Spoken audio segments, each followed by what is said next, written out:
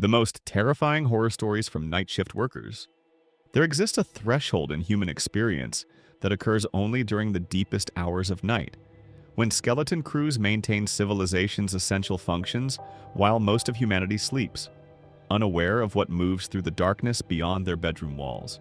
Night shift workers occupy a unique position in society's structure, serving as the thin line between the ordered world of daylight activity and the chaos that emerges when normal social oversight disappears. These are the people who staff hospitals when death rates mysteriously spike, who monitor communication networks when signals arrive from coordinates that don't exist, who guard empty buildings that shouldn't contain any activity but somehow do. Their stories reveal that nighttime isn't simply the absence of daylight.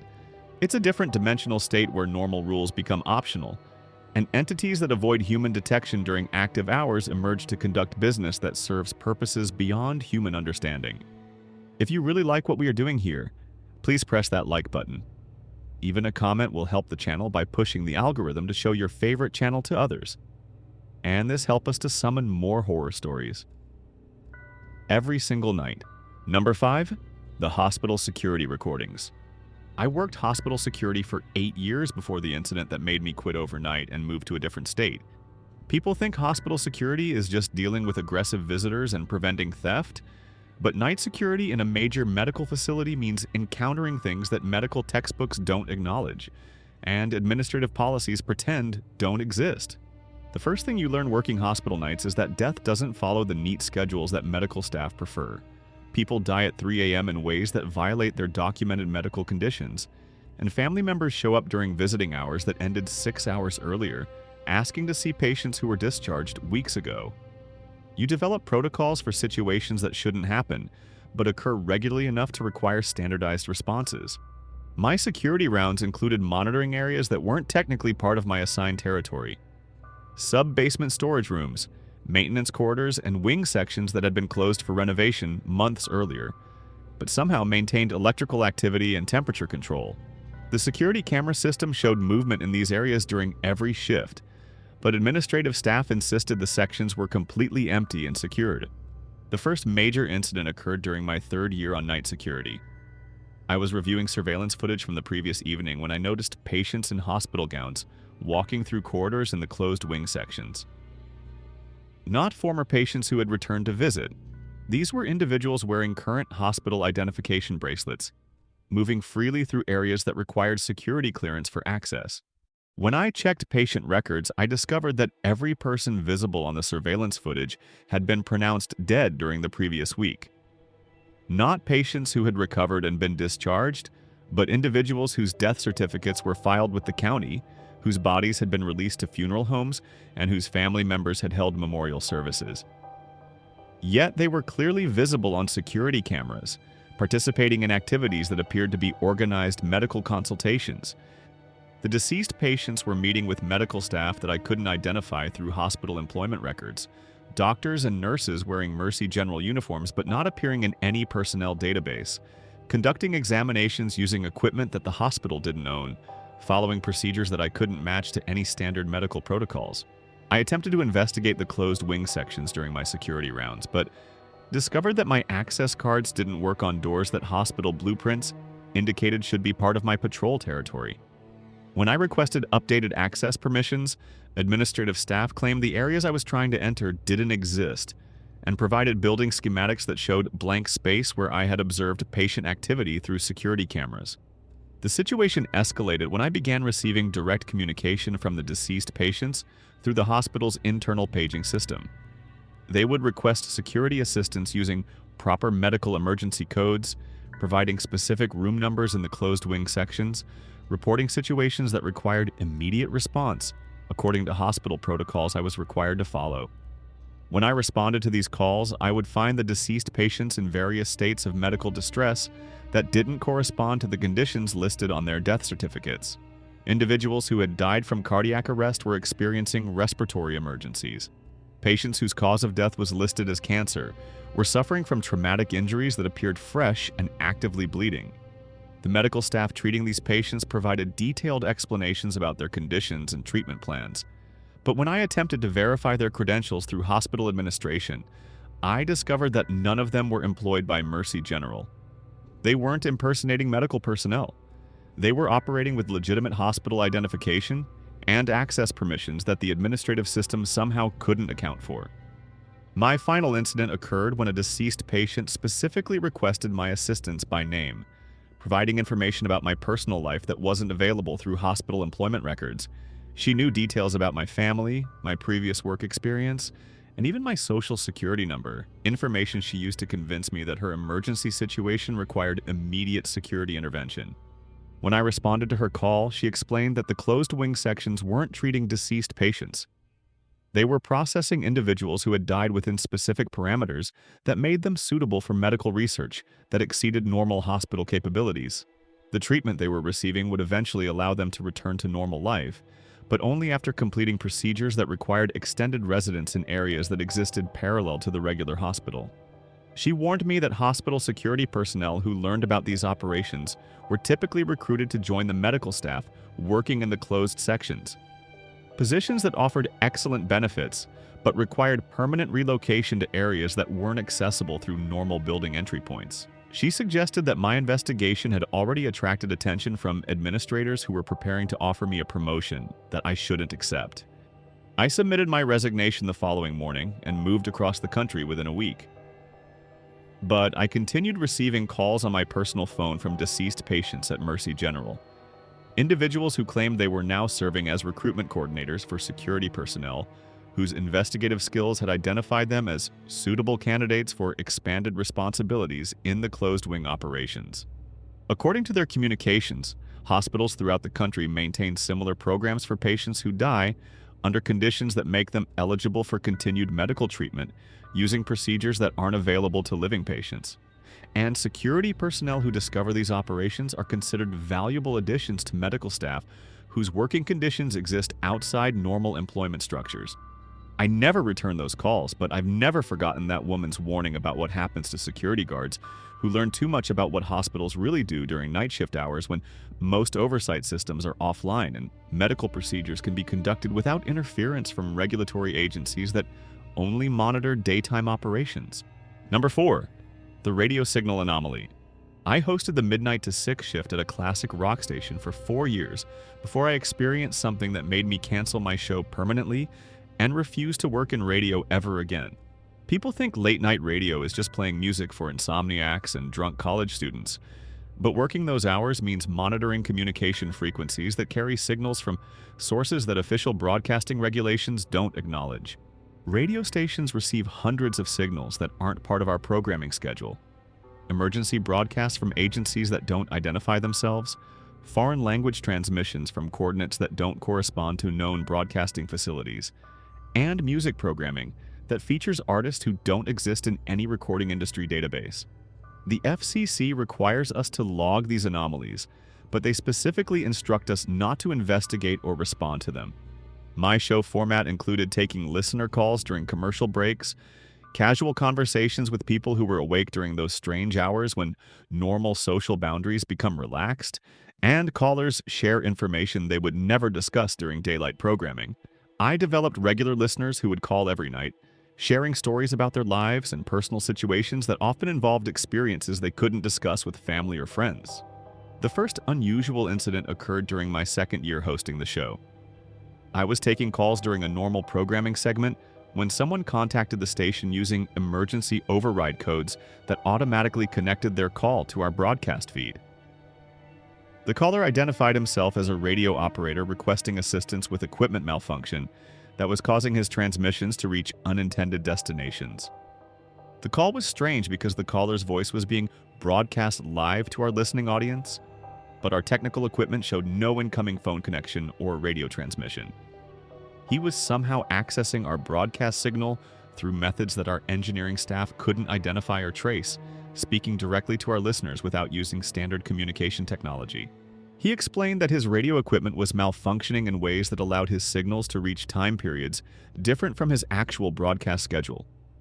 He was transmitting from what he claimed was 1987, but his signals were somehow reaching our current broadcasting date, creating a temporal communication bridge that violated every principle of radio wave transmission. Over the following months, I received multiple calls from radio operators who claimed to be broadcasting from various historical time periods, all experiencing equipment malfunctions that connected their programs to my night shift schedule. They were calling from decades in the past and the future, describing historical events that hadn't occurred yet, and referencing cultural developments that seemed decades ahead of current trends. The temporal radio calls included detailed information that proved accurate when I researched their historical claims. Operators calling from the 1960s provided specific dates for events that hadn't been documented until years after their supposed transmission dates. Future operators described technological developments and social changes that seemed impossible, but began manifesting exactly as they had predicted. But the most disturbing development was when these temporal radio operators began taking requests from my current listeners, who were somehow receiving their broadcasts across multiple time periods simultaneously. My audience was interacting with radio programming from different decades, participating in conversations that existed in temporal spaces that shouldn't have been accessible to current radio technology. I discovered that my late-night show was serving as a temporal junction point, where radio signals from multiple time periods were converging, creating a communication network that connected radio operators and listeners across decades of broadcasting history. My equipment was somehow facilitating conversations between people who existed in completely different historical eras. The situation escalated when temporal radio operators began providing my listeners with information about personal events that would occur in their individual futures. Callers would receive detailed predictions about career changes, relationship developments, and family situations that proved completely accurate over the following months. Information that was impossible for radio operators in the past to possess unless time worked differently than anyone understood. My final broadcast occurred when I realized that my own radio show was being received by operators in the past who were describing my personal life and career decisions with impossible accuracy. They knew details about my childhood, my education, and my career goals that I had never shared with anyone. Information they used to convince me that temporal radio communication was allowing them to monitor multiple time periods simultaneously. The past operators warned me that radio programs serving as temporal junction points eventually begin displacing their hosts across multiple time periods, creating communication networks where the DJ exists partially in different historical eras while maintaining their broadcasting schedule. They explained that I was gradually becoming temporally distributed, existing simultaneously in past and future time periods while losing coherent presence in current reality. I quit the radio industry and moved to a location without any broadcasting facilities, but I continued receiving calls on my personal phone from temporal radio operators who claimed I was still hosting my midnight show in time periods throughout history. According to their communications, my radio program became a permanent temporal junction point that continues operating independently of my personal involvement.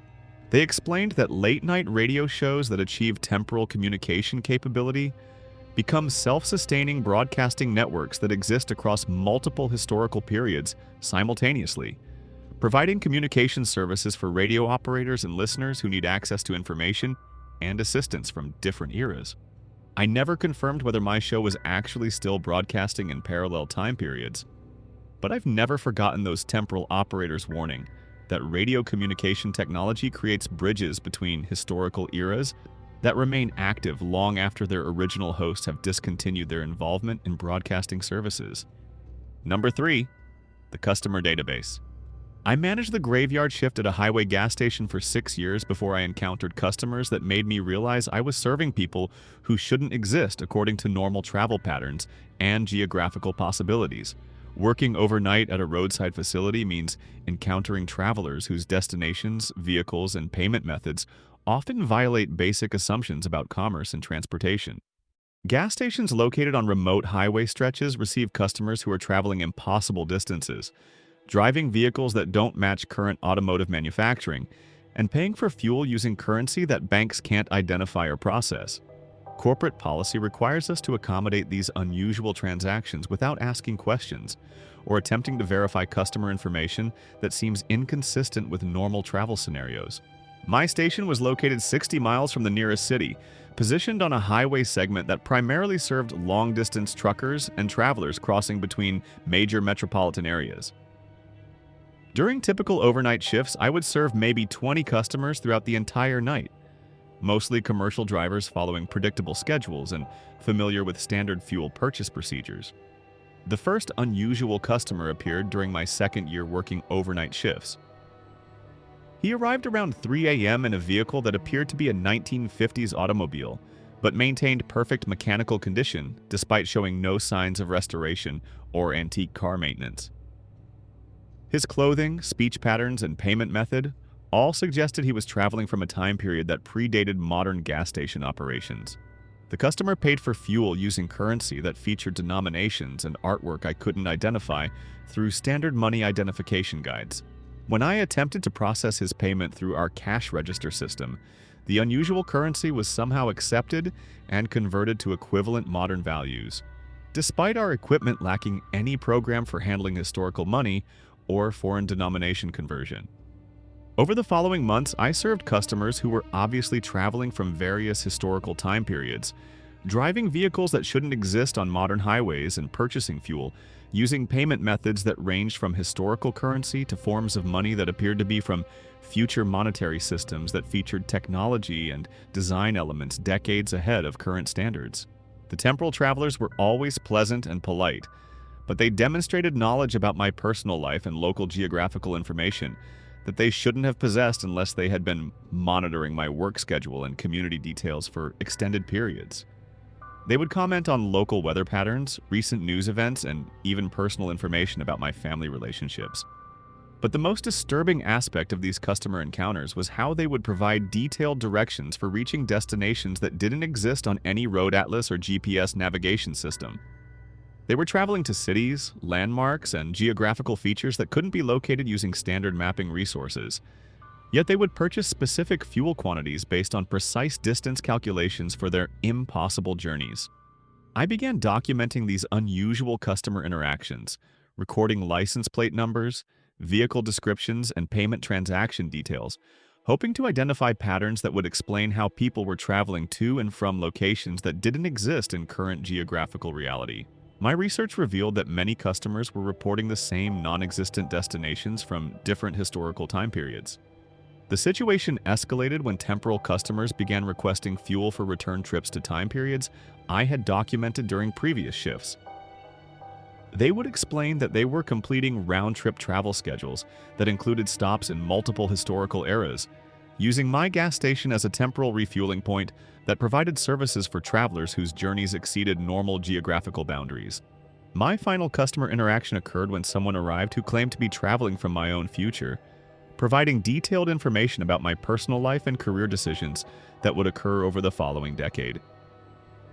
He warned me that gas stations serving temporal travelers eventually become permanent interface points that exist simultaneously in multiple time periods. He explained that my overnight work schedule was gradually converting me into a temporal service provider who would eventually exist partially in different historical eras while maintaining my gas station duties. According to his information, I was becoming temporally distributed, losing coherent presence in current time while gaining the ability to serve customers traveling across multiple historical periods. I quit my job the following morning and relocated to an urban area where temporal travel interfaces were less likely to develop. But I continued receiving communications from temporal travelers who claimed I was still operating my gas station shift in parallel time periods.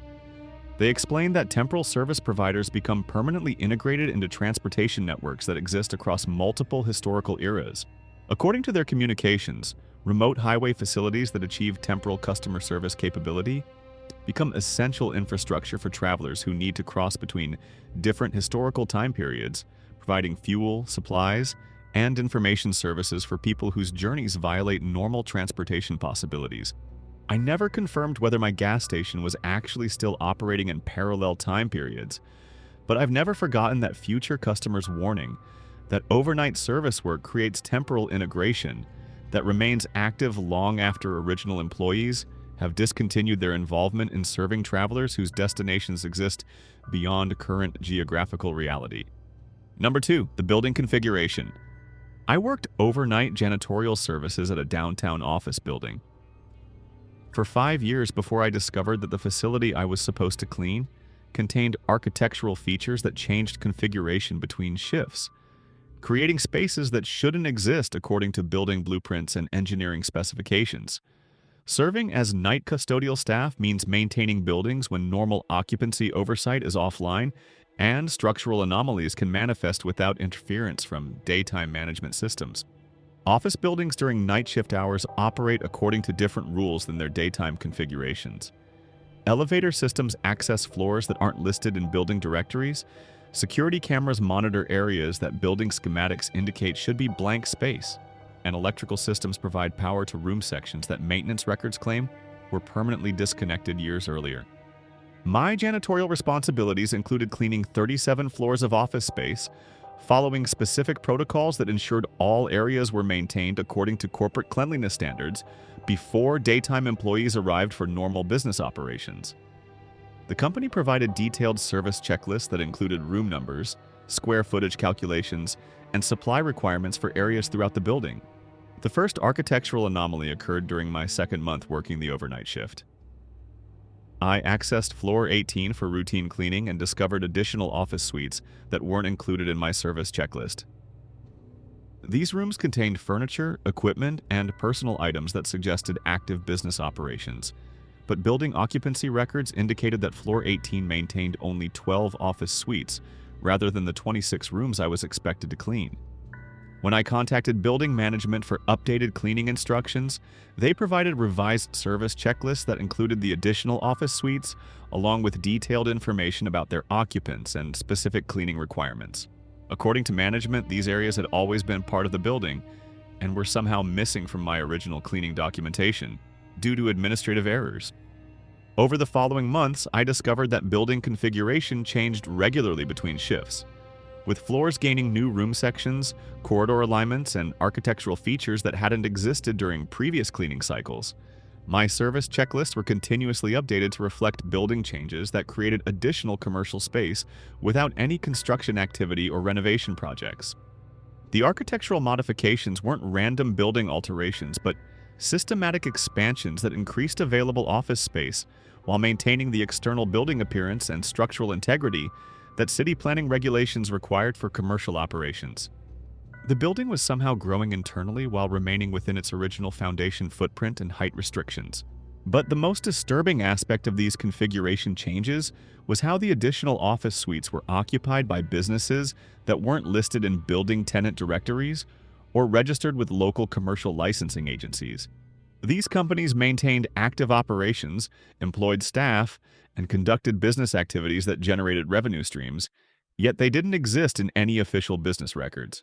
I began interacting with employees from these unlisted businesses during my overnight cleaning duties. They were professional, polite individuals who worked normal business schedules, despite their offices existing only during night shift hours when building configuration allowed them to manifest within architectural space that wasn't available during daytime business operations. The phantom businesses provided detailed explanations about their commercial activities and requested specific cleaning services for their office areas. They paid for janitorial services through building management, maintained professional relationships with other tenant companies, and participated in business activities that generated legitimate revenue despite their existence violating building occupancy records and zoning regulations. My final incident occurred when phantom business employees began offering me employment opportunities with better compensation and working conditions than my janitorial position provided. They explained that building configuration changes were creating permanent commercial expansion that required additional staff members who were compatible with night shift operational schedules. According to their offer, I could join their business operations and continue working in the same building while receiving significant improvements in salary, benefits, and professional responsibilities. The only requirement was accepting employment terms that included permanent residence within building areas that existed only during night shift configuration cycles.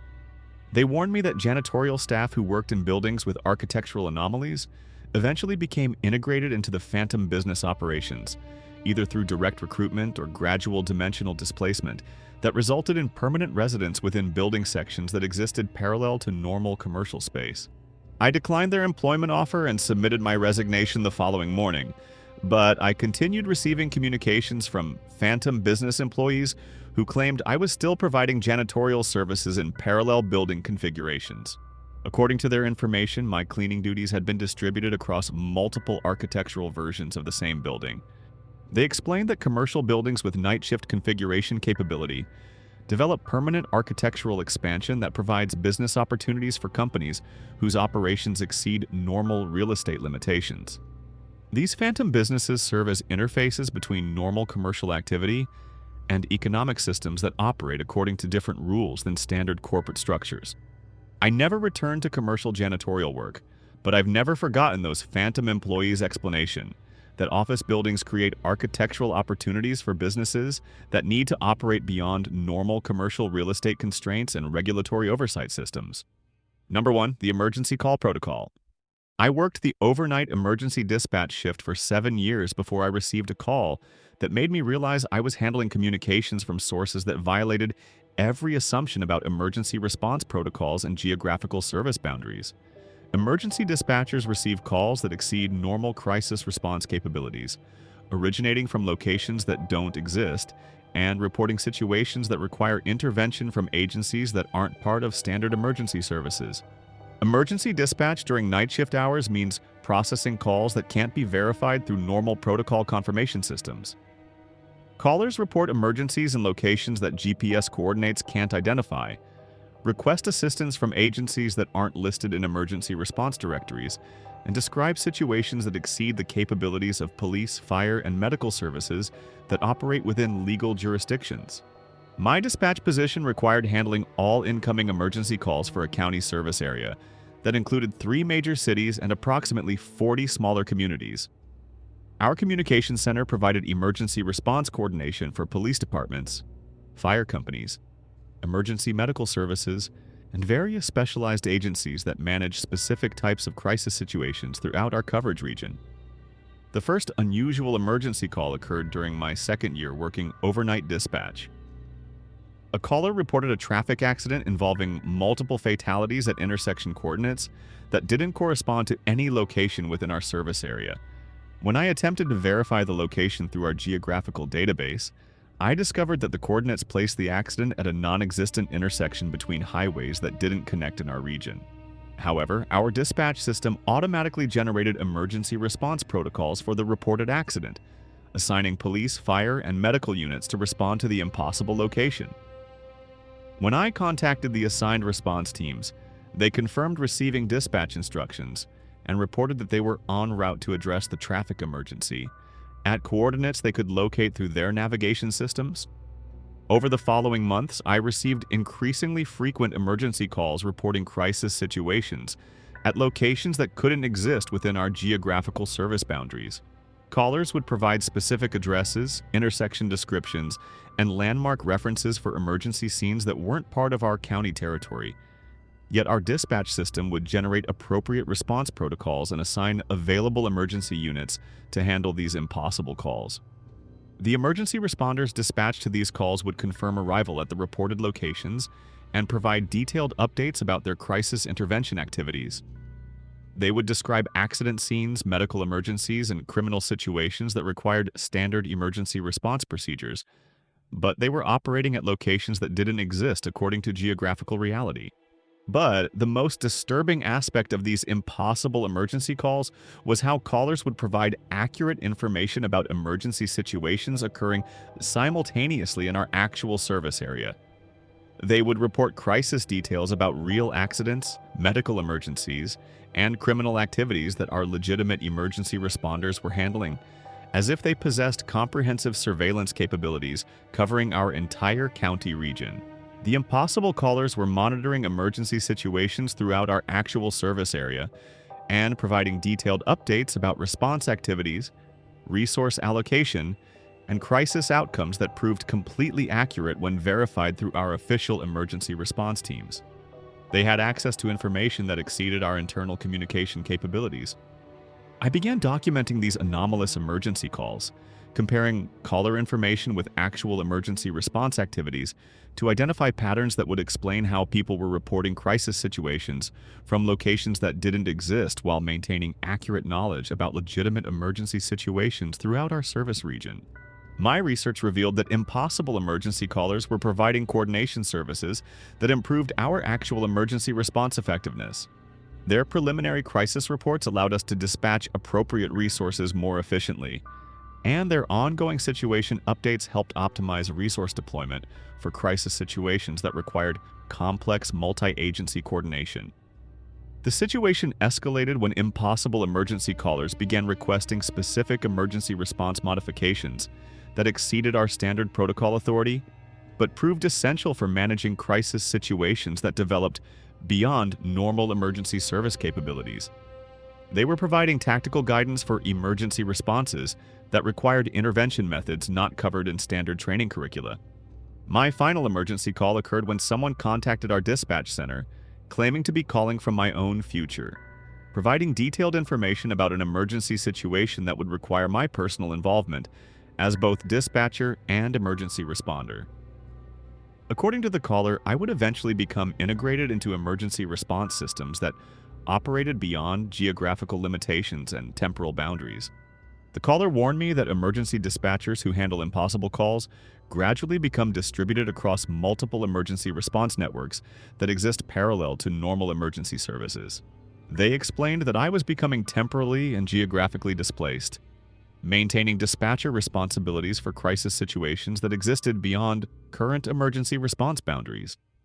I resigned from emergency dispatch and relocated to an area without emergency communication facilities. But I continued receiving calls on my personal phone from impossible emergency callers who claimed I was still handling dispatch duties in parallel emergency response systems. According to their communications, my dispatcher position had become integrated into emergency coordination networks that operate across multiple geographical and temporal boundaries. They explained that emergency communication systems that achieve impossible call capability become essential infrastructure for crisis response activities that exceed normal emergency service limitations, providing coordination services for emergency situations that require intervention from agencies and response teams that operate beyond standard jurisdictional boundaries.